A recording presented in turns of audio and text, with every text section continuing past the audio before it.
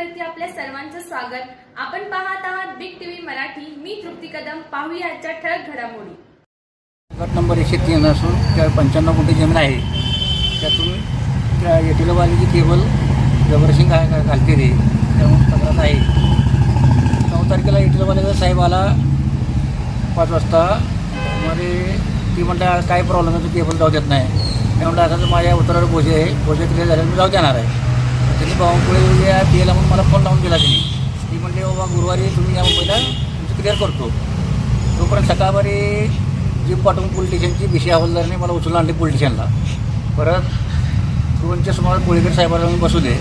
परत ती अरुण पिसाळ नावाचा माणूस घालता गेले ते म्हणून त्यांच्यासमोर बसलं. मी पे साहेबाला सगळं नकाईपेक्षा दाखवला, परत उतारा दाखवला. यात काय माझा माझ्यावर रोल काही येत नाही.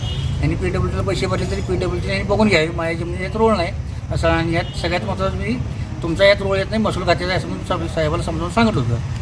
तरी काय नाही, थोडी दमदाटी केली. त्यांना काय वाटली केबल काढणार नाही मी आता शेततळ काढायचं म्हणून मी आणि परत केबल काढली. तेवढ्या दमदाटी ती थांबली नाही म्हटल्यावर दुसऱ्या दिवशी त्यांनी माझ्यावर 25 लाखाचा खोटा गुन्हा दाखल केला. गुरुवारी पेपरला आलं होतं ते, पण गुन्हा दाखल करून मी थांबलो नाही.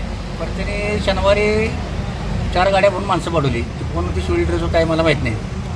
मग तिने त्या कंपनीवाल्याने मला औषध पाजले, परत बायकोला मारले, परत बायकोला नेले. परत तिने आमच्या लोक आल्यावर तिने CB पॉवरचे आणून मला ॲडमिट केलं.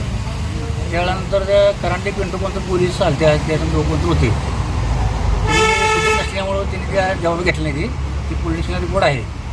त्या मग त्यानंतर मी शुक्रवारी गेलो असेल. त्यानंतर पोलीस स्टेशनला केस घ्या म्हणून मीन मुलगा दिवसापाशी काही केस घेतली नाही. तिने म्हटली चौकशीला अर्ज टाका, अर्ज घेतो. मी एक अर्ज लिहिला ते तसा नको, दुसरा अर्ज लिहिला तसा नको, तिसरा अर्ज लिहिला तसा नको. मग मला थोडं रागायला मी म्हटलं काय मग पोरा कागद देऊ घेणार आहे काय.